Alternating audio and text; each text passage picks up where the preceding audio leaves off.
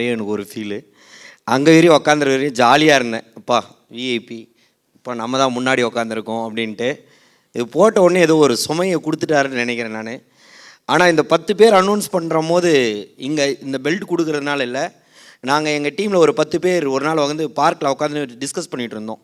இந்த 10 பேரும் நம்மளாக தான் இருக்கணும், அது வேறு யாருக்கும் விட்டு தரக்கூடாது அப்படின்ட்டு அனௌன்ஸ் பண்ண அந்த வாரமே நைட்டு 1 மணி வரையும் ட்ரைனிங் பார்க்கில். ஏன்னா என்னால் ஏற்றுக்க முடியல அந்த இடத்துல வேற ஒருத்தரை வச்சு பார்க்குறதுக்கு.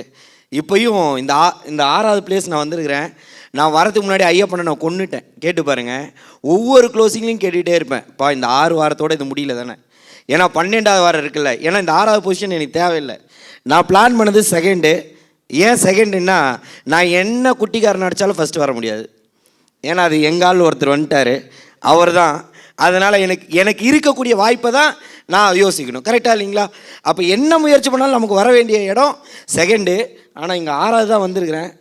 பார்த்தா கொஞ்சம் கஷ்டமாக தான் இருக்குது. சார் நல்ல வேலை, நல்ல விளக்கம் கொடுத்துட்டு போயிட்டார்.